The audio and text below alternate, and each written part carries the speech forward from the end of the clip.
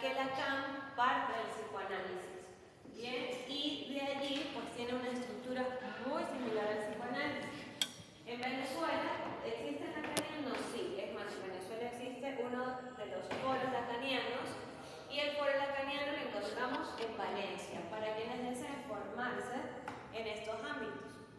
El foro lacaniano, más allá, trabaja mucho con niños, precisamente. Bien, ¿por qué? Porque es la interpretación analítica de los juegos.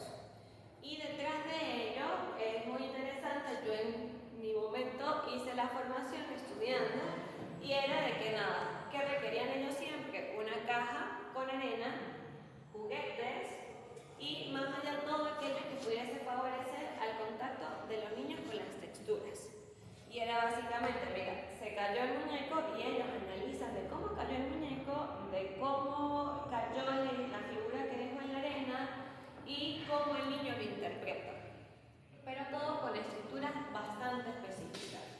Cuando hablamos en este ejemplo de los colegas que dicen, pero si son lacanianos comprenderíamos, es porque la estructura ya está fija, la persona desde que se presenta el cronómetro y dice, ok, cuando esto suene, la sesión ha acabado. Y lo que hace es como un minuto de cierre y todo lo que queda lo señala para la siguiente sesión.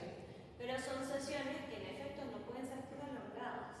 ¿Por qué? Porque puede haber quedado por esa misma estructura muchos residuos del verbatim. Y hablo de residuos porque quedan allí, ¿sí? Esperando a ser hilados, esperando a ser recogidos para dar una interpretación. Entonces, en nuestro país, el foro lacaniano tiene su valor terapéutico, bien, al igual que lo poco que queda del psicoanálisis derivado de Freud, que básicamente se lleva es a la UCB, donde se encuentra todavía en estas formaciones. De resto, nuestro país no tiene otras universidades que lo estén brindando. Esto se los digo porque cada corriente lleva una estructura de tiempo y de manejo distinta. Ahora, toda esta formación viene parte de sí mismo para poderlo llevar. Ejemplo, quienes deciden estudiar psicoanálisis son 7 años de estudio dentro del psicoanálisis. Bien, y en todo este proceso son 7 años. Y por ejemplo, sí, en todo este proceso son, por semana hay una sesión terapéutica.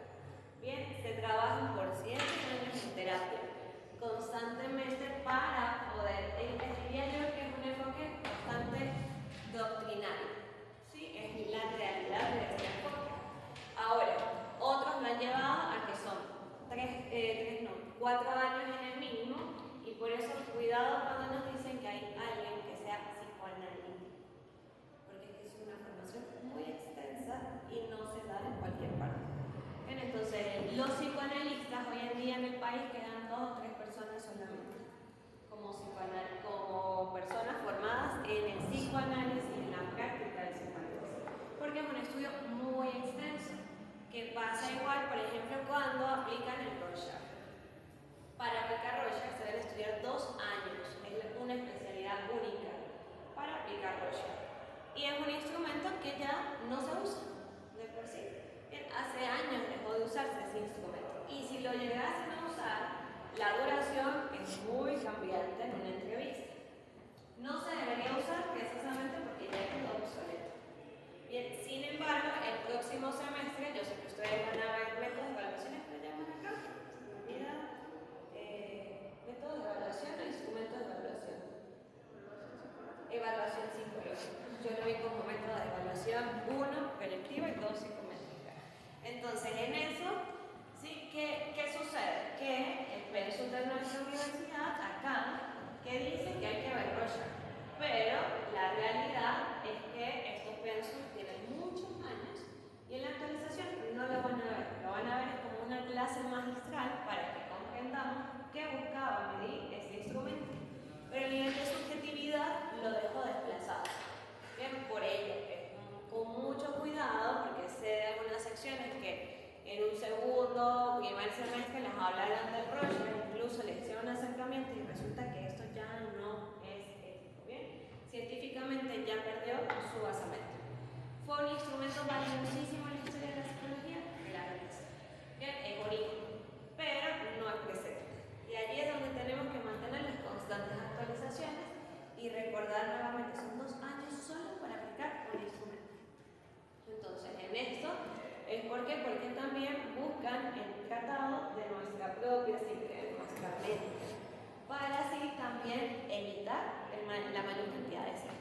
Y hoy vamos a ver parte de los sesgos que interrumpen el tratado con el entrevistado. Ahora, el psicólogo en el rol de entrevistado debe sí o sí tener esas actitudes básicas que vienen con los modales que lo habíamos hablado el viernes, ¿sí? Donde más allá, hola, buenas tardes, más allá en base a los modales que buscamos, que el psicólogo tenga la capacidad y la humildad necesaria para recordar que está trabajando frente a otro humano. Nuestra carrera, en sus actitudes básicas, en sus habilidades básicas, nos recuerda que la humildad es un patrón. O no un patrón, un rasgo que debe estar con nosotros. ¿En qué sentido? Vamos a, que lo diría una colega cuando vamos a las atenciones, por ejemplo en desastres, que dicen, vamos a convivir con la desgracia del otro. ¿Sí? Y en ese momento de ver la desgracia del otro, poder respetarla, porque quizás no sea mi situación, pero tengo que regularme para acompañar. Quizás en nuestra mente todo tiene una solución ideal. Pero quizás en la mente de esa persona, que pasa mucho con adolescentes, cuando llegan y dicen que se van a morir porque su novio la va a dejar y no sé qué, sabemos que eso va a pasar.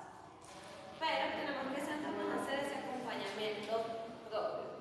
¿Que va a ser la persona con la que se va a casar? Quizás no, pero que está muriendo porque piensa que esa persona con la que se iba a casar la ha dejado, sí. Y eso es lo que vamos a acompañar con dignidad, con humildad, con respeto. Ahora, todo esto va apoyado de ética profesional, valores sociales y objetividad emocional. La objetividad emocional es una de aquellas que nos pone en reto constantemente. ¿Sí? En ese reto de que cuando creemos que ya nuestros procesos están tranquilos, hay algo que puede venir y remueve aquel proceso.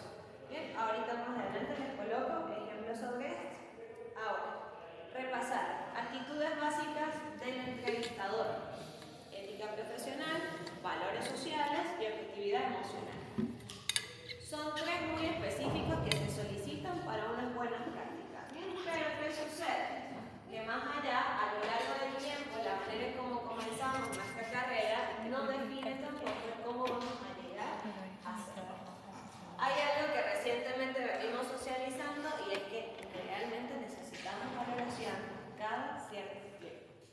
Sí, yo lo he visto con todo el respeto de mis colegas más viejitos y viejitas, que llega un momento y necesitamos valoración. ¿En qué sentido? No por discriminar, no por decir, mira, está en un proceso de Alzheimer o demencia, no. Sino porque llega un momento que quizás acumulas todo ese trabajo, que llega un punto y la coherencia en la práctica no siempre está puesta. Hay personas que son muy sinceras y dicen, mira, no, ya llegué a tal edad y no voy a aceptar más casos, me voy a dedicar a ir a dar talleres, a acompañar comunidades, a tener grupos de apoyo, y es válido, recordando que nuestra carrera es sumamente bondadosa en múltiples áreas.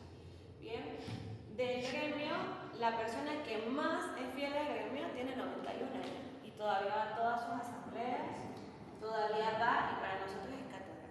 ¿Sí? O sea, ella va, de verdad, da ejemplo de que si es posible ir, ella vive solita con su gato. Ella siempre dice, yo vivo sola con mi gato. ¿Y qué hace ella? Bueno, ella igual cumple gremialmente, no se pierde ninguna actividad. Bien, y es como que, mira, a pesar de que es mayor, de que vive en un lugar muy lejano del Tochama, ella cada que pueda hacer acompañamiento en el colegio, va y lo hace. Eso se los coloco como un ejemplo ético también del acompañamiento. Y ya llega un momento que ya no atiendo a personas, pero tiene grupos de apoyo en su comunidad. ¿Sí? Y le va a una cantidad de adolescentes increíble. Y ella, bueno, en sus residencias, bueno, en su sala, montó ese espacio de lugar de apoyo, escucha y orienta. Pero ya no atiende un proceso individual, porque ella dice, bueno, todo el trabajo que lleva un proceso individual, de sentarse a estructurar las entrevistas hacia los objetivos y luego dar distintas devoluciones. Esto más allá viene porque en la ética profesional, como entrevistados, los entrevistados que vamos a encontrar, bueno, niveles que ya habíamos hablado, una fase emocional que puede ser cambiante, pero como entrevistadores se nos exige en este caso confidencialidad, recordatorio de las relaciones duales, cómo figuran y cuándo derivamos. Esta colega que sus grupos de apoyo, captaciones. Dice, este chico requiere una atención individual. Y ella es muy linda porque ella escribe todos los días al grupo y ella manda que quien pueda atender a un chico que ella captó o así. Entonces canaliza, ¿vale? Tiene 91 años, yo insisto, y tiene creo que 70 y pico de profesión, 70. Salió muy joven. Entonces en aquel tiempo, él igual con su ética sabe los límites. Y nosotros como entrevistadores debemos reconocer nuestros límites en todas nuestras edades evolutivas. Recordando, una vez en las primeras tesis de los CSU, alguien hizo un trabajo del deterioro del humano. Y dice que de los 27 años en adelante el cuerpo empieza a deteriorarse. Y que ese cuerpo empezamos a ver, bueno, que si, no sé, que si sale una cana, que si ya no vemos bien y todo esto, y dice, es que el cuerpo dejó de producir aquello que antes producía. Bien, y en base a todo esto, así fue mi reacción con la risa, yo como que no, bueno, pues gracias. No, bueno, pero es que yo tengo muchas canas, pues, o sea, yo nunca lo produje, yo no lo tengo. Entonces, ¿qué sucede? En todo ese proceso, ella hablaba que hasta qué punto nosotros podemos ya saber, mira, tengo la energía para trabajar siempre con niños, no. Y hay algo que la colega que va a venir con nosotros en el bloque de infanto juvenil dice, yo trabajaba solo con niños y después ellos se volvieron adultos y me siguieron buscando. Y lo que tuve que hacer es estudiar para adultos porque estos niños crecieron y soy su terapeuta o la terapeuta ahora de sus hijos y necesito orientar a esos padres.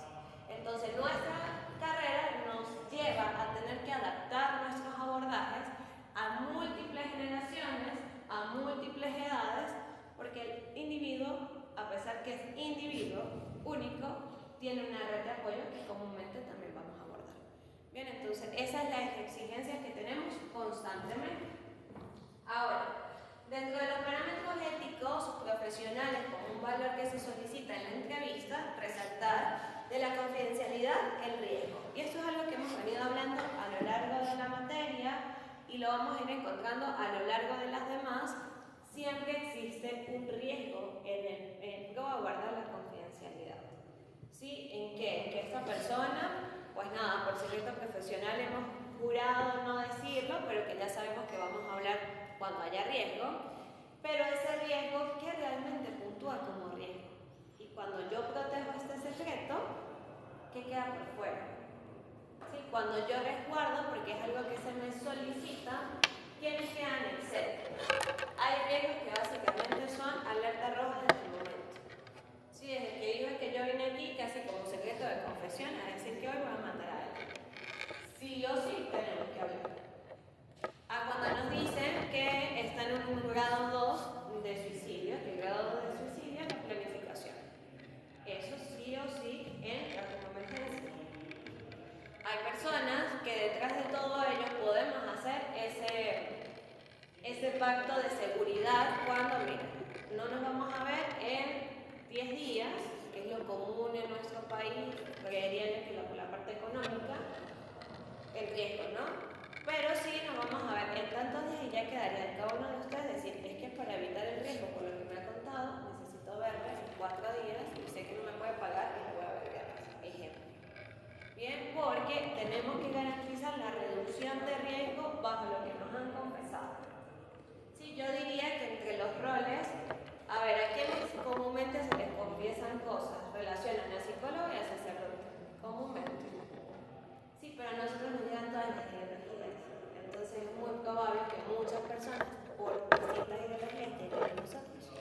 Y que es allí donde tenemos que mantener la neutralidad en el credo, en la práctica.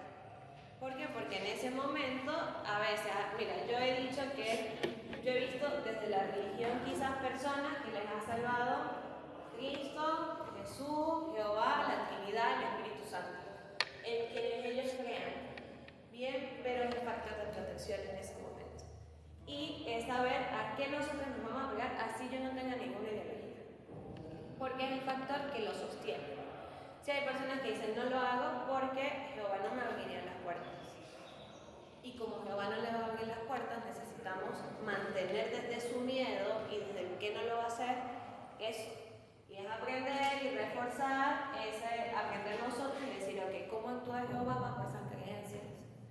Porque yo quizás diga, nada, que el cielo está abierto, siempre, que nadie le va a tener, no hay una puerta, pero bajo sus creencias sí la hay.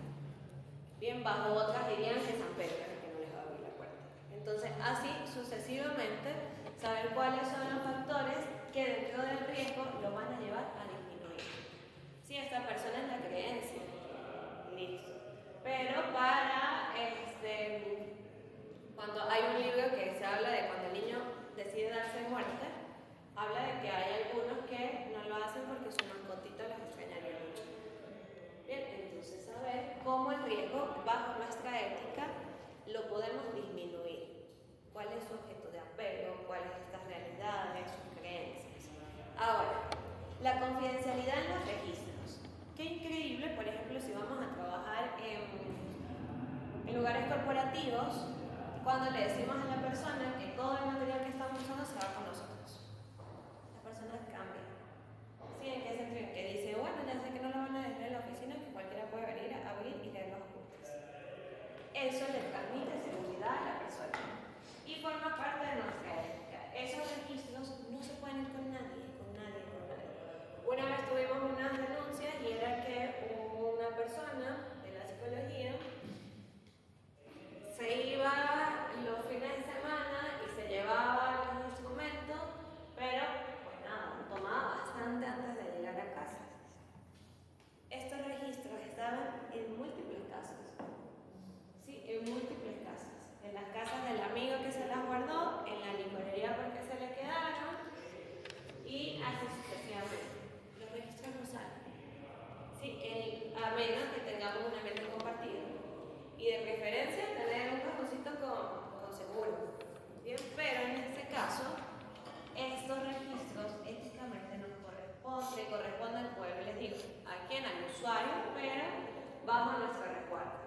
Entonces allí nadie puede sacar esto, y menos a lugares que no sabemos dónde van a parar. ¿Por qué? Imagínense que fue la primera página, que tiene todos los datos y el motivo de consulta, que suele ser el secreto profesional más alto que nosotros debemos de resguardar. Imagínense que ahí dicen los nombres, la cédula, la dirección, el teléfono, y abajo dice estrés postraumático por abuso sexual realizado por el padre. Eso puede ser en uno de nuestros apuntes. No puede ser. No puede salir porque es que vamos a exponer la vida íntima de una persona sin quitarle la ropa, pero bajo nuestros apuntes. Entonces, eso forma parte de la confidencialidad. Seguridad y secreto y divulgación científica. Aquí sí hay en la sección la divulgación científica. Pero, ¿por qué? Porque hemos pedido un consentimiento informado. De lo contrario, no sale tampoco. La divulgación científica, que pasa mucho en la investigación cualitativa, se busca que haya seudónimos o iniciales, pero en ningún momento el nombre de la persona. ¿Por qué? Porque la divulgación científica, una vez que nosotros la publiquemos, no sabemos a qué lugar va a llegar. Bien, y más allá del lugar donde va a llegar, si la persona pasa los años y deja de pensar de esa misma manera en que nos dio una declaración científica. Por ello, siempre se resguarda en la privacidad. La divulgación científica en ocasiones apoya al avance de creencias, de estructuras, a bajar el nivel de sesgo o de señalamiento a distintas comunidades. Por ejemplo, la tesis que yo acompañé ahorita de la primera corte hablaba de historias de vida, de resiliencia en mujeres trans. ¿Sí? Entonces allí es sumamente importante, sí, porque esta tesis no existía antes. Bien, y adicional le está dando la luz que tanta falta había hecho para que estas personas pudiesen hablar y hablaran sobre su dinámica en el Estado. En un Estado donde, esta tesis está bellísima, que me acuerdo, Fabi le puso arriba desde, en la ciudad de los caballeros, donde se pide que el hombre tiene que ser un caballero. Ejemplo. ¿Y qué sucede? Pues con estas historias trans. Y detrás de ello, poder visibilizar, aún cuando habían personas que decían, no me importa si sale mi nombre, siempre se buscaba el resguardo. Y si la persona persona quiere, porque es una medida de ser escuchada, debe firmarnos que fue por solicitud. Nunca nada fuera de eso. Siempre les recordaré que todo por escrito es mejor. Sí, es como nuestros respaldos. Escrito y firma, porque si escribí y nadie me firmó esto, pues a veces puede perder la validez. Tengo una pregunta. Dime. Con respecto a lo de la confidencialidad. Porque es que, o sea, a veces eso me confunde. Yo sé que no se le puede decir a nadie, obviamente, mucho menos nombre, edad, dónde vive, etcétera. Pero hablar del caso, por ejemplo, como usted hace aquí, que propone pues, casos que a usted le llegan y así, pero no dice nombres ni nada por el estilo. Así podríamos hacer, por ejemplo, no sé, o sea, si en algún punto, o sea, mi ejemplo, un día llega un caso que, no sé, de verdad es como que me dejó como desgastada, por decirlo de alguna manera, y yo vivo con mi mamá, y estoy con mi mamá, entonces ella me pregunta y pues yo le digo que no, que fue un día horrible porque llegó una persona que pues me contó, o sea, pasó esto, pues. Eso contaría como... Creería que yo no quisiera conocer a tu mamá y saber que va a ser tu colega. Sí, porque bueno, ahí es pero, distinto. bueno, pero, Porque o sea, o con la pareja, por ejemplo, Entonces, sin ajá. mencionar el nombre. Lo ideal es resguardar, a ver, en la mayoría, el sentido de que nuestras comunidades son muy pequeñas. Bien, entonces en ese particular, evitar resguardar y, de preferencia, tener nuestro psicólogo al que le podamos comentar esto. ¿Sí? ¿Cómo le resumimos a la persona que quizás se preocupa por nuestro bienestar y todo? Mira, fue esos casos que me dejaron muy cansada porque sabes que hay casos, ejemplos de maltrato que no me agradan. Pero no expusimos vínculos, no expusimos más detalles, no expusimos más nada. Bien, y sé que en ocasiones tenemos el deseo de hablar porque sí, nos sobrecargamos de muchas realidades, pero lo ideal es por eso tener nuestro acompañante terapéutico y en su defecto nuestro colega que en secreto profesional lo pueda abordar. Bien, porque en la discusión de casos es eso. En la discusión de casos son comúnmente un equipo de 3 psicólogos en un estándar de 3 a 5, donde uno se sienta a dialogar el caso para poder recibir los puntos de vista de esos colegas. Pero sin nombre. Sin nombre, sin nombre. ¿Qué siempre se va a necesitar? Edad, porque la edad para nosotros es fundamental, y comúnmente el sexo. ¿Sí? Porque la vivencia entre varones y hembras puede ser distinta en el incremento incluso propio hormonal. ¿Qué sucede? Se expone y se habla. Y esto en ética se ve en la junta de psicólogos. ¿Sí? Se solicita formalmente una junta de psicólogos y el motivo es discusión de casos. Y en las discusiones de casos hay parámetros, es decir, masculino de 38 años llega presentando tales síntomas, lo que yo recibí, lo que me dijo, el abordaje que yo hice, cómo yo quedé, y me orientan los colegas en base a, mira, yo hubiese hecho tal cosa, o estoy de acuerdo con lo que hiciste, o faltó preguntar tal punto que va a ser esencial para el seguimiento. Bueno, entonces en este particular siempre se evitan nombres y detalles con personas externas, incluso entre el gremio, y aún, si estamos, por ejemplo, yo que suelo reunirme con Grau, ¿sí? O con Marisabela, y en ocasiones es llegar y saber que no en todos los lugares podemos hablar. ¿Sí? Y se tiene que dar la formalidad propia también. Es decir, a veces de aquí salíamos, porque salimos como a la misma hora de la plaza, y nos llevamos aquí a la panadería de las Patrias, pero no podemos hablar de eso. Porque el ambiente no es propicio y no sabemos quiénes están a nuestro alrededor que puedan escuchar esta información. Y recuerden, el psicólogo lo que tiene es su reputación. ¿Sí? Y si yo doy mi propia reputación, qué difícil va a ser que crean. Entonces, en ese particular, evitar lo que son lugares públicos y con cualquier persona. Nos sobrecargamos, sí, allí vendría la escritura terapéutica para el psicólogo. ¿Sí? Y los baños, yo digo, a mí me funciona mucho literalmente bañarme. O sea, después de esos casos me empezaba a llegar, bañarme y casi que no hago más nada porque carga muchísimo. Entonces, en ese particular, evitar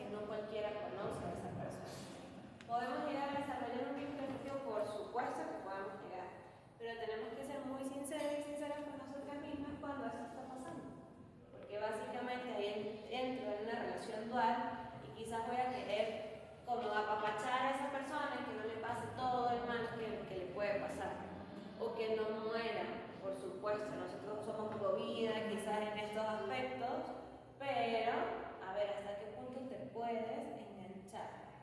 Sí, hay momentos donde básicamente hoy me preguntaron y esta mañana me decían, bueno, o sea, como que qué difícil porque, concha, le quisiera contar más cosas o escribirle a la psicóloga, pero me dicen que no. ¿Eso es real? Sí, eso es real. Buenas tardes. ¿Es real? Sí, es real. ¿Es probable? Por supuesto que es probable. Pero en ese caso, yo le decía, por ejemplo, cuando yo estaba haciendo cardiología, que me llamaron, ven a ayudar a morir a tu paciente. Pero es que ese paciente tenía la misma edad que yo. Sí, era como que sé que tiene muchos sueños. Sé que quiere estudiar, sé que quiere seguir adelante. Sé que esta persona había quedado postulada en la UCB por politología y ella tenía todo su mundo estructurado para irse. Pero se estaba muriendo. Salud. Gracias. Era la realidad y era como que, ¿cómo hago si yo sé que también su familia se va a sentir mal? Y después, años después, o sea, 7 años después, hace muy poco me regalaron un libro que dice Ayudando a morir a tu paciente. Siempre ha sido una realidad de la psicología, solo que, pues yo, porque créanme que cuando a mí me llamaron, yo dije, ¿cómo lo hago? Yo no me acuerdo haber visto esto en ninguna materia. Y yo repasaba, yo decía, la que más me sonaba, yo creo que la vi motivación y emoción, que así se llamaba una de las materias que vemos. Yo la vi seguro motivación y emoción, sería que no presta atención, no sé qué, o sea, todo el camino hasta el hospital, y yo como que, ay, me siento súper mal, porque yo no me acuerdo. Y después fue buscar a mi tutora y yo, ¿cómo el nombre del paciente? Que no sé. O sea, no recuerdo haberlo aprendido. Y luego ella me dijera, y hacer las técnicas, no sé qué, y que esta persona me dijera, yo no me recuerdo. Y yo vine a decir que como son realidades de nuestra carrera y que cuidado cuando esto se posiciona como una relación dual. Sí, porque es como que, mira, quizás ver a su papá y decir, pues no sé, desgastaría si yo me muriera, si me voy ahorita a graduar y no sé qué y todo lo demás, saber que detrás de esa persona hay familia y que detrás de esa familia hay realidades humanas.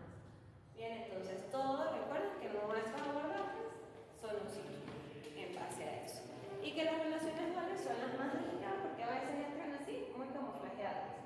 Que ya más adelante vamos a ver de que, mira, si el paciente me invita al concierto, ¿voy o no voy? Ya, una diapositiva más. Antes de cerrar el tema, ¿qué hizo? O sea, al final sí pasó, no pasó. A ver, al final el chico en efecto murió, pero no murió por la técnica, ¿ok? No murió, no fue por la técnica. No, chicos, después, es que está muy complicado. Sí, había un proceso cardiológico muy avanzado. Ese es de mis estudios de casos que todavía me gustó mucho llevar ese caso porque fue una persona de 2 meses viéndolo continuo, día por medio, día por medio. Por ahí tengo esas diapositivas. Me gustaban mucho para el tiempo, ya Cama la estaba dando. Pero sí, el chico tiene todo eso, incluso ese chico alucinaba, pero por estancia hospitalaria.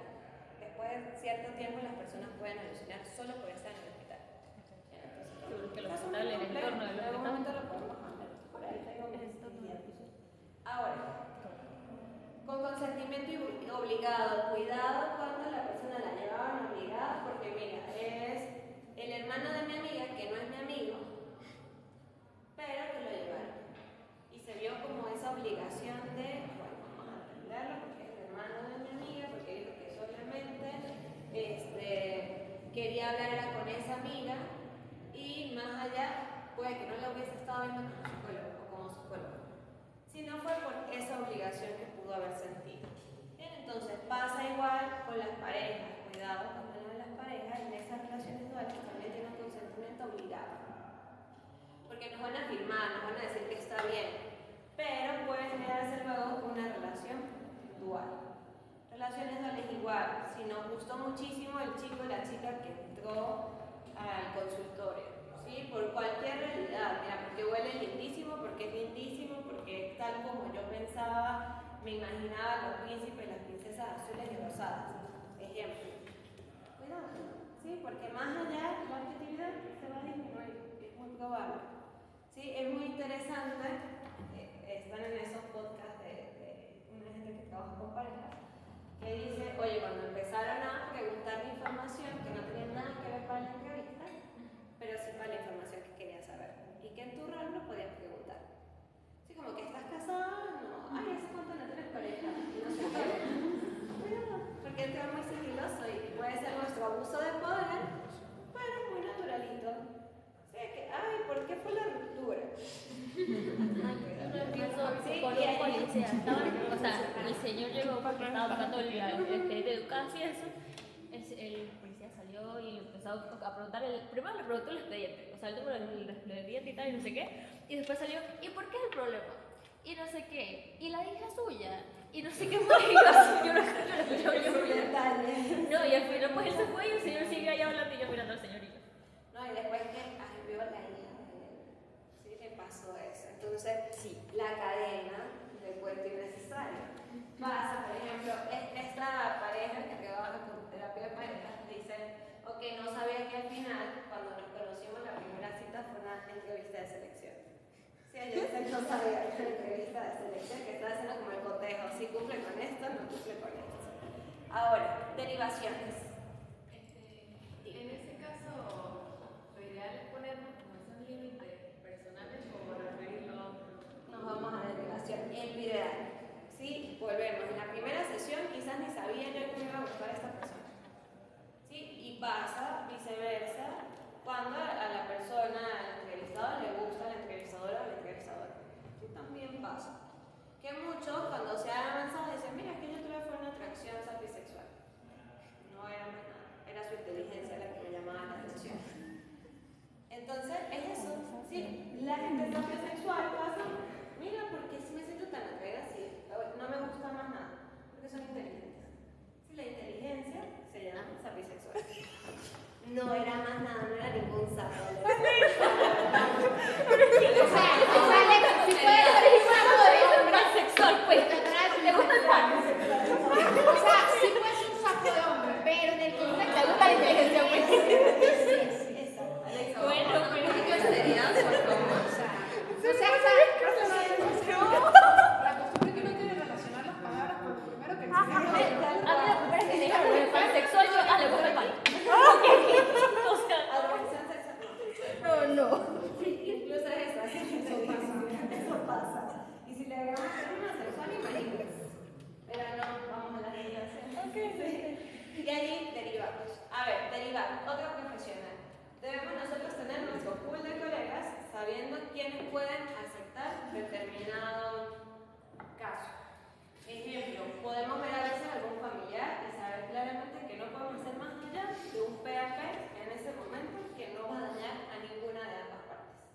Bien, sino que va a beneficiar, bueno, la persona, la víctima, quien está pasando por la situación compleja. Resulta que en ese pool de profesionales debemos tener profesionales que trabajen lo mismo que nosotros y que trabajen mayores ámbitos específicos.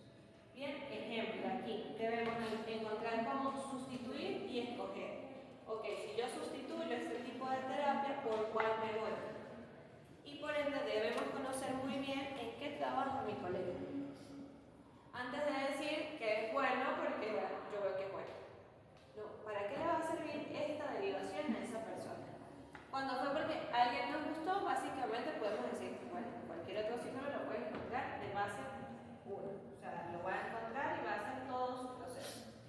¿Qué sucede cuando es que, mira, la persona vino por un abordaje cognitivo-conductual, por decirle, pero requiere mayor atención por, ponerle un ejemplo, por adicciones? ¿Sí? Entonces quizás el psicólogo que trabaja en adicciones le va a venir mucho mejor, pero ¿qué pasa si ese que trabaja en adicciones no trabaja en cognitivo-conductual? Y es ahí donde las derivaciones van en conjunto, o buscamos un colega que aborde adicciones cognitivo-conductual, o le hacemos la propuesta, si está al alcance de esta persona, de trabajar en ambos. Y en el caso de agotar todos estos, decir, ok, ¿cuáles serían los objetivos? ¿Hasta qué punto llego yo? Porque sé que a alguien más le favorecería a su objetivo. Bien, entonces aquí es derivaciones básicamente a otro profesional, a un colega, ya tengo la palabra, y debemos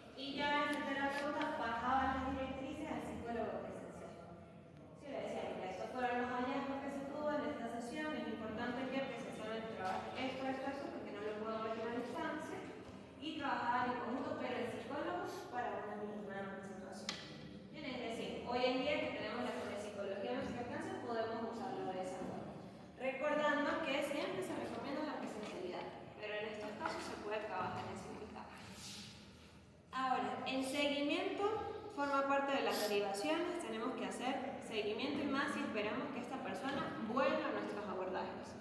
Sí, es decir, no es que nada, se lo pasé a Grau, ejemplo, y no hizo más nada. No, si esta persona es que va a hacer algunas sesiones, algunos abordajes específicos, debo por lo menos en las 2 sesiones tener un seguimiento que me dé a mí también la veracidad de que esa persona va a hacer su proceso. Bien, porque de lo contrario, si nosotros nos dejamos holgados, pues las personas a veces ni siquiera van a contactar al profesional que lo hemos derivado. Esto a tener en consideración. Ahora, vamos con el segundo, que son valores sociales. Los valores sociales debemos encontrar. ¿Cuáles son nuestros sesgos contraproducentes? A veces el sesgo contraproducente puede ser el sesgo religioso, a veces nuestro sesgo contraproducente puede ser las ideologías políticas. Sí, a veces nuestro sesgo contraproducente va a ser cualquier motivo que haya propiciado un estadio de bullying en la persona. Pasa, por ejemplo, cuando, no sé, nos puede llegar alguien que estudió con nosotros en bachillerato. O sea, no es muy, Bueno. no sé, o sea, es muy complejo, voy a trabajar en eso. Ay, Ok, sí, no, yo no. en ese sesgo contraproducente. Sí, en el particular, Ay, o yo sea, le digo, cuando habla de vaya con nosotros. política, o sea, ha sido tan Lo apoyo ahí, permisivo ya. durante tantos años que evidentemente ya si dejamos algo esas puede cosas. generar, ¿sabe? Como Este taller de homosexualidad. un malestar, uno tiene que evidentemente un rechazo. Entonces sí hay que ver cómo trabajar esa persona que yo le comentaba en la clase pasada, que cómo hacerlo, porque no es tan sencillo. O sea, aquí nos dan lo científico, lo académico, pero ya lo personal para tener mejores habilidades es algo que dentro del individual es complejo de trabajar. Sí, que comúnmente se da en la práctica con el acompañamiento. Con el acompañamiento. Sí, exacto. ¿Por qué? Porque, a ver, podemos tener comunidades muy heridas, ¿no? Por factores no propios de las personas, sí, sino por esas batallas constantes. ¿Qué pasa con, vuelvo a traer a colación a esta colega que va a venir en Infanto, que busco que le saquen todo el provecho que puedan, porque ella trabaja con comunidades, y trabaja con comunidades de guerrilla específicamente. Bien, y era en ocasiones decir, oye, saber que esta persona estuvo secuestrada por tanto tiempo y defiende igual. Ok, ahí vienen los distintos síndromes también, ¿no? Pero detrás de eso es decir, y acompañarla, sin juzgar, sin decir, ajá, pero es que luego que te liberaron te quedaste, ¿sabes? Entonces, en todo ese proceso, bajarle a nuestros sesgos que son contraproducentes para poder dar una práctica óptima, ética, profesional y humana, por cierto. Entonces, ¿qué sucede? Entre esos sesgos contraproducentes, y me río porque en la carrera, un ejemplo muy similar, que la persona dice, jamás yo quisiera atender a la que era más fachosa de mi sección, jamás, porque ella era perfecta. Entonces, como vamos con nuestra historia, porque más allá, esta persona no puede llegar y no le puedes negar la atención. A menos que veas su foto en WhatsApp y digas, mira, tengo agenda full, te puedo derivar a tal persona. Y sin embargo, eso tú lo harías así, como más eso de, mira, te escribió la persona que es la más fachosa de tu sección, ¿sí? Y se va a atender contigo y tú no le puedes negar la atención. Pero yo digo que quizás puedes decirle, Es la mala praxis. tenemos la agenda full, ¿no? Entonces una manera sutil de decir, sin embargo, hasta dentro de 6 meses. ay, bueno, ojalá lleguemos Lo que a pasa llegar a es que- esas agendas. Profe, en serio no se le puede negar la atención a alguien. O sea, pero Yo no lo puedo referir, o sea, yo casi la que llegue la persona y si llega, no hay manera. Se lo paso al día siguiente. O sea, una vez que estás allí, mínimamente tienes que escuchar para poder derivar, porque no puedes derivar sin motivo. Eso también nos suena como antiético, sabiendo que pues hay como cierta Por relación eso, ahí pero con eso. tienes que aprender. No, tienes que atender. O sea, si saber- le haces decirle, mira, por X excusa no puedo, pero no puedes simplemente ignorar. Pero ahora viniste tú. No puedo. Pero te dejo tener la atención. A eso se refiere, que la profesora nos lee, ¿oíste? Ok, bueno. Ojalá. No, pero en base a eso es que si tenemos una persona que puede pasar en ambientes públicos, que simplemente no van a estar con nosotros, sino que se sentaron allí y están esperando su turno, no podemos negar esa información. Sí podemos, es decir, nuestra obligación es derivar, pero para yo poder derivar, lo que tenemos que hacer. O sea, ¿por qué estoy derivando a esta persona? Porque éticamente dice que nosotros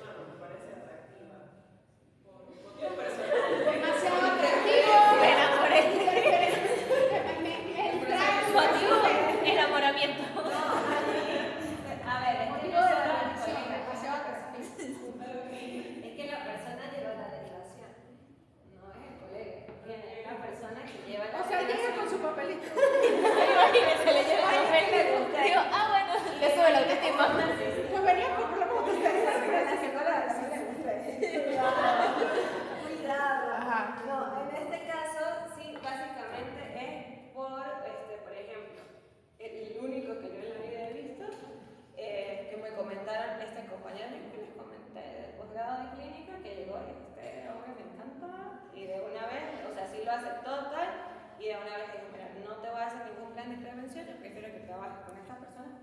Él quizás pecó de sincero o tuvo sincericidio, no sé, le digo, me pareciste muy bella, no te puedo atender, sincericidio. Bien, yo en lo particular no me he visto en esa situación, pero tampoco me veo diciéndole a la persona que me estuvo lo que es, o eso, ¿no? Pero sí se habla de por conservar los parámetros de identidad. Suena muy canceroso. ¿Cómo? ¿Parámetros de? Por conservar los parámetros genéticos de objetividad. Ah, ok. Es donde precisamente estamos hablando de que se va a ver sesgado. Por eso suena muy profesional, suena muy canceroso. Esa pasa. Conservar parámetros. Parámetros éticos por objetividad o de objetividad. ¿Existe De objetividad. como un manual de Y luego, palabras? y luego quizás estudiamos a tu colegio, mira, te va a llegar alguien, demasiado, no le podía poner en la referencia. Parámetros éticos. Éticos de objetividad. Ajá, Que si hay como un manual o con términos ajá, que con el término que se debe adecuados. usar para las No lo pueden hacer por tesis, alguien en el tesis o que eso. de un Tocará. manual sobre No tenemos, a ver, más frases allá, para referir a sí alguien. existe por De una manera APA, objetiva. en APA sí existe el diccionario. Sí, APA sí tiene un diccionario. Sí, y habla sobre los términos. ¿Cómo se busca? Los tengo, se los voy a compartir. por favor. Sí, un ratito. No creo que sea que yo demasiado llego atractivo. Revisión, eso no aparece. Es sentido común. No, no tiene ningún código como 111, 2 puntos, F44. Ay, sería ideal. Escuchen una tesis y pasen. Como el DSM. O el DSM, sí, DSM y C11 tienen códigos. No existe lo que sí existe la posibilidad de que cuando vamos a suponer que nos llega un paciente que nos confesó, por ejemplo, que abusó sexualmente de otra persona, y si nosotros no podemos tratar ese caso y lo referimos con un colega, no existe la posibilidad de que él con el próximo colega no quiera decir lo que dijo a nosotros porque se sintió rechazado, por así decirlo. Sí, la posibilidad es muy alta, muy alta, pero también allí creo que las personas, a ver, primero el miedo a ser rechazado una vez más, el segundo sentirse señalado. Nos pueden demandar a nosotros por rechazo, sí, pero nosotros aceptamos por cuidar la objetividad, decimos que lo debemos referir porque no nos sentimos, a veces hay que decirlo así, no me siento capacitado para trabajar este caso. Y ya. ¿Sí? Y así cuidamos nuestra ética y la integridad de esta persona que yo lo trabaje sesgadamente.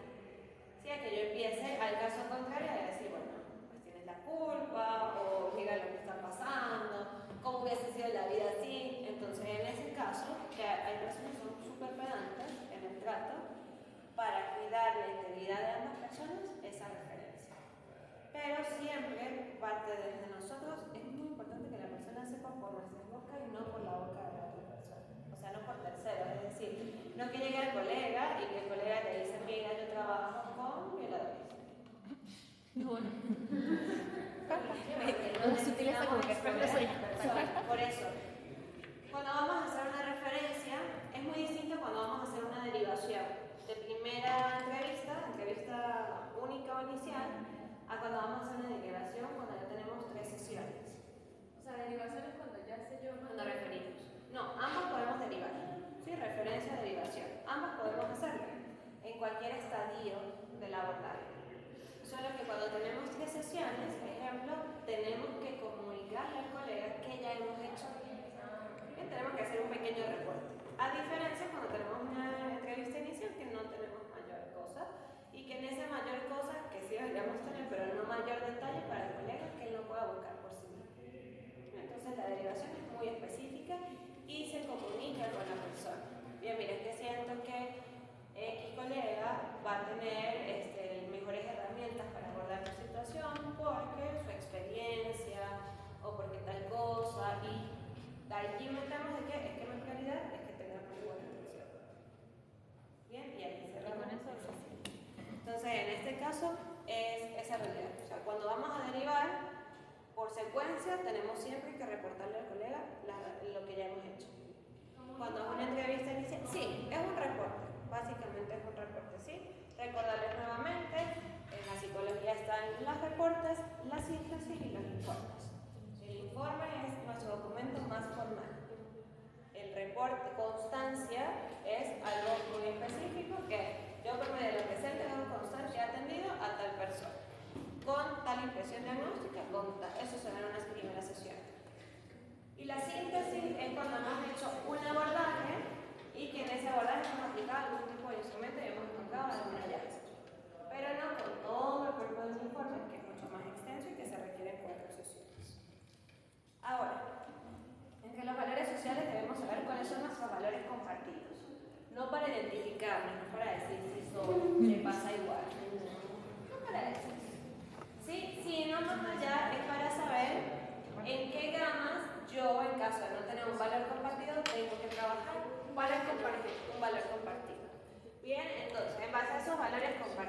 ¿qué se nos viene a mente? ¿Cuál valor compartido o cuál valor ustedes tienen que digan, mira, es muy probable que lo comparta con alguien? Respeto. Respeto, solidaridad, Empatía. empatía, Humildad. Compañerismo. compañerismo. Entonces, ejemplo, si nos vamos al compañerismo en una entrevista de selección, que va, que aplica. O sea, aplica muy bien porque decimos, mira, en ese momento la persona me dice, es que mi compañero, no sé, me fallaron. Sí, me defraudaron. Y yo digo, ok, mi valor compartido, si a mí me hubiesen defraudado, no me hace sentido. Pero eso lo digo en mí. Sí, quizás no pienso en voz alta precisamente, porque no es que van a hacer una transferencia de información. Entonces digo, mira, sí, y allí es donde hago ese clip empático sin perder la objetividad. Ahora, los valores no resueltos, que es fundamental, y allí entra muchas veces esta realidad de los ecos, ¿sí? Y de las etiquetas. Y con personas que abusan, ¿sí? O violadores. Entran muchas veces los valores no resueltos. ¿Qué me han enseñado a mí que no se hace? Pero ¿cómo yo respeto eso cuando alguien lo hace? Sí, ahí entra en juego nuestra ética profesional, nuestra ética social, nuestra ética personal. Es decir, ajá, ¿por dónde voy? ¿Recuerdan el caso que yo les comenté de este guardia que me interroga a mí que por qué le dieron de baja? Es que le había hecho algo que fue su impulso, fue por corazón. Que mató al abuelo porque cuando llegó estaba abusando del nieto. ¿Sí? Entonces fue como que nada, lo detuve, nos montamos en la patrulla y me dio mucha rabia, volteé y le disparé. Sí lo disparan, ¿no? Porque capaz no pasa nada. Entonces, en ese caso es como que, bueno, yo no tengo que responder porque tal cual el guardia llegó y me dijo, mira, yo quiero preguntarte por qué una colega tuya dijo que yo no estaba apto para trabajar. Y fue como que, ay, yo no puedo leer tu mente. Y cuando me dice, yo digo, pues perfecto, porque no controlo su posibilidad y tiene un plan en su casa. Y, por ejemplo, las entrevistas, aprovecho que repito, las entrevistas para posesión de armas, aquí se formaban psicólogos específicos para poder hacer ese tipo de entrevistas. Porque era mucho más minucioso. Aquí en Mérida no queda una sola persona que hace ese tipo de entrevistas para posesión de armas. Y comúnmente quedan las completas en la empresa de seguridad. Aunque hoy en día ya los vigilantes de edificios tienen prohibido portar estas armas. ¿Bien? Entonces, en base a esto, es muy específica y es como una entrevista de selección, que ya será nuestro último modo. Ahora, derivación a moderador, tenemos aquí que ver, ok, si esto viene derivado, porque mucho hablamos quizás cuando nosotros derivamos el caso, pero cuando alguien me viene derivado, ¿qué hacemos? Y eso es un valor social. No pisar lo que el otro colega ya ha hecho. No hablar, no hay cosa que sea tan fea que un colega hablando mal de otro. En todos los ámbitos, ¿sí? En el ámbito médico, en el ámbito docente, en cualquier gremio. Es de muy mal aspecto cuando un colega habla mal del otro. ¿En qué sentido? Es que, mira, si vienen de la misma formación, si tal, yo me parece que tú no puedas hacerlo. Bien, entonces en ese particular debemos cuidar, ok, miren, esta persona me mandó. Y era un caso que para mí quizás se podía resolver muy bien con terapia cognitivo-conductual, pero esta persona lo decidió llevar por gestal. Y yo, ¿pero qué le pasó a esto? O sea, ¿por qué lo está trabajando con gestal? Y me mandó su plan de intervención, todo justificado, todo con gestal. Esa expresión mía de ahorita, eso me lo quedo yo. ¿Cómo le decimos a la persona? Mira, vamos a intentar con otro abordaje, que es el que yo trabajo, que creo que te sería conveniente, cognitivo-conductual, rescatando tal y tal foco que el colega hizo, o vamos a tener en cuenta esto, y escuchamos a la persona. Le decimos, ok, de esta persona que te derivó, de este colega, tu experiencia, ¿qué hicieron? Es mejor muchas veces escuchar a la persona que lo vivió a leer aquel que dijo lo que hizo. Siempre lo tenemos por un respaldo, porque mira, me llegó con derivación, me dice que entró en un proceso de crisis tal día, ese día es su pasado, su antecedente, ¿me importa? Sí. Pero me va a decir que es una persona distinta a cuando está compensada. Y yo muy probable voy a conocer a esa persona en un proceso de compensación. Entonces tengo que volver a conocerla desde cero. Pero esta persona que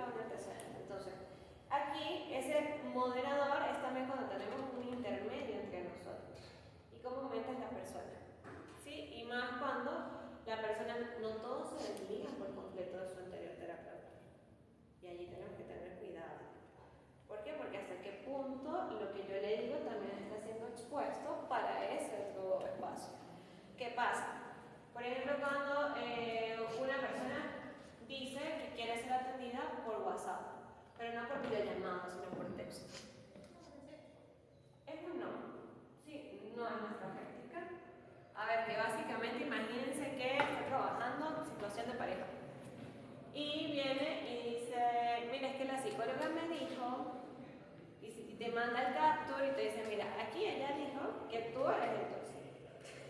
Quizás nosotros no lo dijimos, pero se puede malinterpretar. Entonces nuestros abordajes son sincrónicos, nuestros abordajes no son asincrónicos en cuestión a la calidad terapéutica de abordar, porque si podemos hacer un seguimiento muy puntual. A ver, la persona me mandó una fotito de la estrategia y me dice, oye, no sé si esto es así.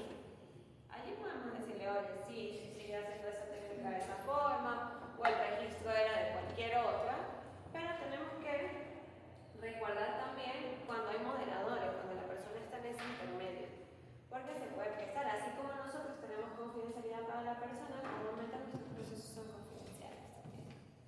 Ahora, los estereotipos, debemos ver qué estereotipos nosotros manejamos. ¿Qué estereotipos conocen ustedes de su entorno o de ustedes mismos? A algunos no les agrada la idea de la gente que se cree animal. Ok, ¿de los Terians? ¿De Terians? Sí. Ok, un estereotipo de no agrado por los Terians. ¿Cuál más? Homosexuales, Ok. algunas personas. Ok, las orientaciones. Y bueno, racismo. El racismo, recuerden eso, ¿sí? Los estereotipos, específicamente, ¿qué van? ¿A qué se encuentran? ¿Sí? Es una idea, es una creencia, es algo que está arraigado en la persona y por eso nosotros debemos saber cuáles son nuestros estereotipos, cuáles son nuestras creencias no negociables y cuáles podemos negociar. ¿Sí? A ver, hay algunos que ya tienen establecido así que es mira mi estereotipo que tengo que trabajar, Gaby por allí estaba comentando. Yo creo que de todo, o sea, yo soy muy empática, pero hay un tema que es con el duelo. Me cuesta mucho entender esas personas que están pasando por una pérdida muy significativa y todo lo suben a las redes sociales. No lo entiendo. Okay. Es como que Aunque se graban no llorando. puedo interpretar que entonces en realidad no está tan mala persona, no sé. A ver, te lleva, a ver, no es lo que quieres decir, pero lo voy a llevar hacia las personas que dicen, ejemplo, es que habla de que se va a suicidar, es que quiere llamar la atención. Eso es un estereotipo. Sí, ejemplo, es decir, mira, es que quiere llamar la atención. Eso no lo está haciendo por nada, porque no lo hubiese puesto en redes, no lo hubiese dicho, no sé qué. Esos son estereotipos. Ahora, en base a esto, nos cuestionaremos entonces de decir, oye, realmente no le está pasando tan mal, quiere llamar esa atención también, o simplemente quiere compasión, o es un mecanismo de drenar esta situación que está viviendo. Ahí entra el margen de hipótesis. Y para nosotros derrumbar nuestros estereotipos tenemos que cuestionarnos. Bien, es como ese diálogo socrático con nosotros mismos. Porque más allá, y nos va a pasar, ¿sí? Nos va a pasar de que, ajá, mira, pasa desde el ejemplo de lo económico. ¿Sí? Sé de personas que pueden malgastar su dinero en 10.000 cosas, pero para la terapia no tienen dinero. Eso sucede. Y el estereotipo es como que, mira, así como me pasó, yo les dije, no, a esta persona le exoneré y después llegó con su mejor iPhone, habido y por haber, y todos sus detallitos. Y fue como que, mira, yo no le cobré la sesión, pero bueno, quizás le faltaban esos dolaritos para completar su teléfono, no sé. Pero pueden existir estereotipos así, visuales, recuerden, visuales a través de imágenes, aquello que nosotros vemos más tangible, y cognitivos, que son aquellas creencias arraigadas. Pueden existir estereotipos hacia una persona en específico. Es que, o sea, por la situación yo lo conozco y es que, o sea, no. La persona es drogadicta. Tiene ya casi que 60, o sea, ha pasado toda su vida así y ha sido una persona horrible. Ante tu percepción. No, ante la percepción de toda la familia. Por eso lo ¿Esto es un estereotipo familiar? Sí, bueno. El punto es que se le ha buscado ayuda, se ha llevado con psicólogos, se ha llevado al hospital, se le ha buscado ayuda a vida por haber. O sea, no es como que se ha dejado solo a su suerte. Y él simplemente no quiere ayudarse y siempre ha dicho que no, que él sí se muere, que él se va a matar, que tal, que no sé qué. Entonces llega un punto donde es como que hágalo, ya. O sea, deje el estrés y ya. No Porque es siempre que, es bueno, es en que, este caso. o sea, llega un punto donde empezó como a molestar a que siempre fuera lo mismo. Y como que, Es que llegó un punto no de estereotipos, sino de agotamiento. Entonces el agotamiento te hace sesgar la percepción que puedes tener.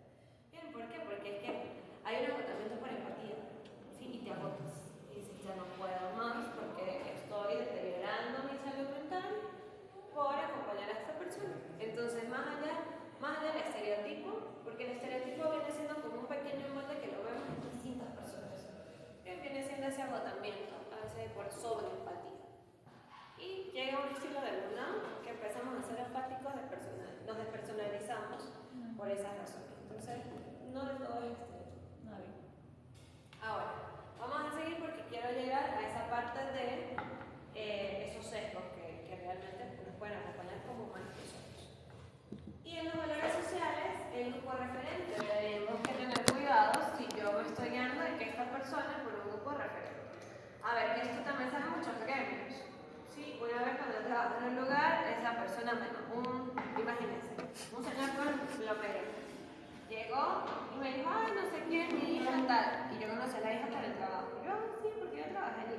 Les aseguro que ese señor me cobró mucho más caro desde que supo que yo había trabajado en ese determinado lugar. Porque ella me había dado un queso. O bueno, a quien lo contactó ya le había dado un queso. Y fue como que después que dije eso, el señor me triplicó el monto y yo no tengo para pagarle eso. Y a veces pasa con las copas referentes. Sí, cuando decimos, pero es que esta persona es el grupito de atrás.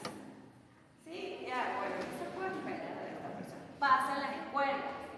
Pasa en las escuelas cuando vienen nos van a derivar una situación, un caso, y la profesora nos lo presenta con un grupo referente. Es que mira, usted sabe que él es de la familia de tal niña que usted le hace no sé cuántos años. Usted sabe que siempre han traído que hacer a la escuela. Cero, estereotipo, grupo referente, valores no resueltos. Ahí aplica todo esto para que nuestro abordaje se seque. Pero no es un tiro al suelo que se va a secar. Va mucho de haber resuelto nuestras propias realidades. Y la objetividad emocional. La objetividad emocional, vamos allí. Porque, vuelvo yo, esos enganches que se pueden dar de maneras inesperadas. O cuando, por ejemplo, con los niños. A ver, niños y abuelos conocemos como las poblaciones más vulnerables. ¿Sí? Entonces, en base a eso, ¿qué pasa? Que el psicólogo debe protegerse en su objetividad emocional para evitar ser maternal o paternal con estos casos. ¿Por qué? Porque más allá debemos tener una objetividad emocional que me permita distinguir hasta qué punto yo puedo llegar. Ahora, la objetividad emocional debe enfatizarse mucho más en el área clínica, terapéutica de orientación. Mira, es que esta persona me dijo que va a estudiar en la Harvard y yo quería estudiar en la Harvard. Sí, y me emociona tantísimo por esa persona y empiezo a hacerle seguimientos y qué bien y cómo hiciste. Pueden ser propios de nuestra emoción, pero después cuando me involucro tanto en todo su proceso, como si fuese yo la que fuese a esta universidad, porque fue mi deseo en algún momento, cuidado, porque la objetividad emocional posiblemente me dice, chao, me voy en esta maleta también. Cuidado, cuando la perdemos, cuando se nos va. Pasa también con aquellos ideales, cuando tenemos un niño que cumple, ejemplo, todas esas expectativas clínicas, que decimos hasta qué punto ya, si ya lo tengo que dar de alta, no tengo que dar de alta. Porque lo contrario, la objetividad emocional se va a perder. O, caso peor, cuando tenemos una persona por mercantilismo. ¿No? Y es porque, mira, esta persona es fiel, cada 10 días agendando, me pagan, no sé qué, tal. No, igual. Pero bueno. Pasó esas 10 sesiones que les tenían ustedes agendado, ya fue. Tiene que haber resultados sí o sí.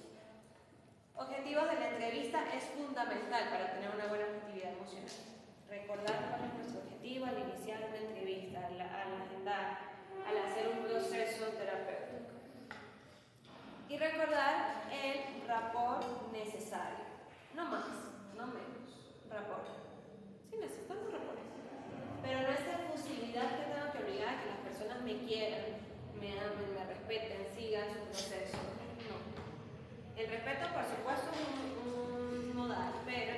razón. Más allá no puedo obligar en esa objetividad porque de lo contrario, a veces, ejemplo, los papás que son intensos, que pero despídase con un besito de la licenciada, por favor. Y es como que si el niño no se quiere despedir de eso, si el niño no se quiere despedir del abrazo, no lo obligue. No lo obligue el adulto, mucho menos el psicólogo. Sí, no es necesario. Los niños son muy espontáneos, seguro ellos lo van a hacer. Ahora, implicación versus frialdad. ¿Hasta qué punto me puedo implicar sin que yo me vea fría o distante? Porque, oye, que tampoco es el deseo, ¿no? Y esto básicamente sí se los dejo en la capacidad de juicio, de distinguir. Y es que tenemos que aprender a diferenciar cuáles son las intenciones que las personas tienen con nosotros. Sí, hay personas, por ejemplo, que solo tienen una agenda oculta y es que, porque en algún momento me llegó alguien me dijo, no, bueno, ponme todas las sesiones que consideres necesarias. Porque esa persona tiene que pagar por lo que me hizo y es como que, epa, pero yo no puedo hacer el colchoncito para que te paguen lo que hizo porque no te puedo devolver la plata adicional. O sea, no es que me depositan a mí, te deposito a tu cuenta. Si hay personas que llegan a ese punto. Yo recuerdo muy bien a esta persona que dice, pero tienes que poner un límite porque de lo contrario vas a sentir que nada es suficiente para pagarte lo que te hizo. ¿Sí? Entonces allí tenemos que recordar que nuestra capacidad de juicio tiene que mantenerse. Nuestro examen mental, nuestro propio examen mental, debe decir apto, ¿sí? O debe decir aquí sin alteración, que sabemos que es el resumen de que todo marcha bien. ¿Por qué? Porque si nuestro juicio está alterado, ¿cómo actuamos como psicólogos si nuestro juicio está alterado? No si nuestra realidad está alterada, no, si nuestro juicio está alterado. ¿Sí? Realmente no vamos a ser conscientes. Entonces nuestro plano de conciencia, juicio y raciocinio se van a ver alterados. Y básicamente pues hablamos de nuestro lóbulo frontal. Ahora, disociación instrumental. Disociación instrumental. Vamos a conformarla. ¿Qué es una disociación? Que hoy en día cada vez veo más en Instagram que realmente pongamos los términos como son. La disociación es algo serio. Sí, aunque en algún momento decimos, mira, me disocié por salud mental.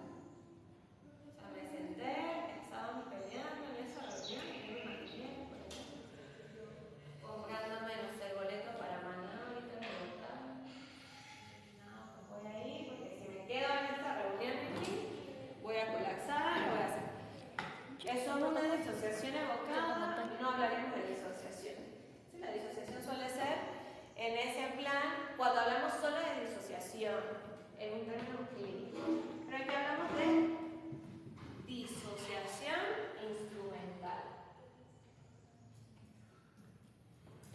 Ustedes ya vieron que ya están en psicopatología. ¿Qué es disociación? Ajá, psicópata. No, bueno. Es. ¿Qué es eso mediante el cual?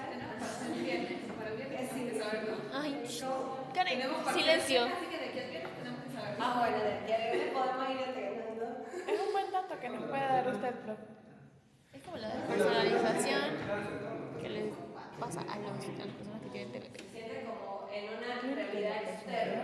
Se siente en una realidad externa a su propio estado, a su Porque estado es la natural. personalización. Sí, la persona que se disocia Parte. básicamente siente una separación entre ese cuerpo y esa cognición en ese momento. Bien, es como que literalmente la mente estaba en un lugar y el cuerpo estaba en otro.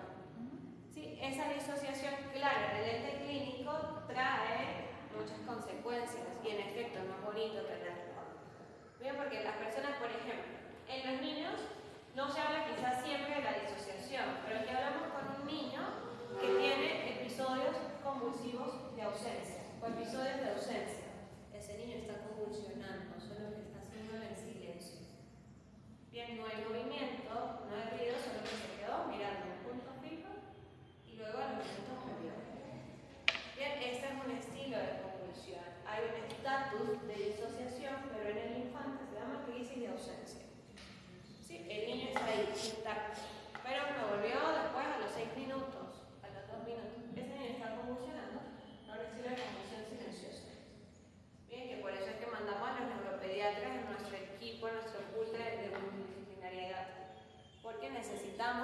eso que hay profesores que dicen, es que el niño está distraído. Está distraído, ¿qué es distracción? Yo me acuerdo que a mí me decían, no es que está pensando en palitos preñados.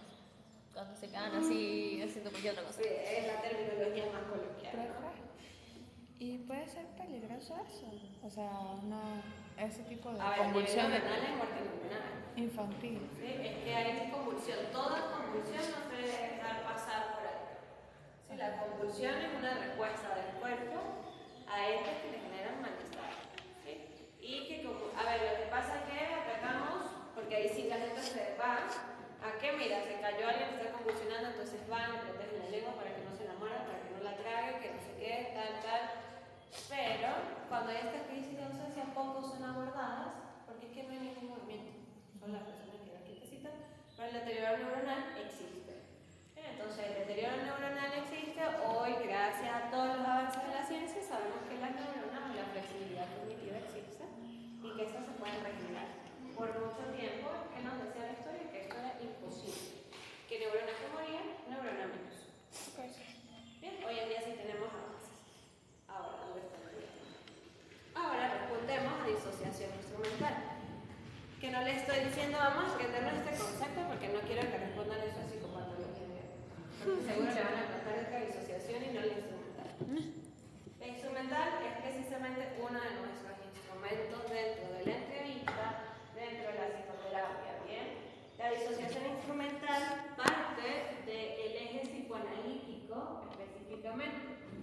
Y básicamente es una habilidad que se busca entrenar para no involucrarme de manera directa con la persona, para disociarme de mi propia emocionalidad y poderme centrar en el de la persona.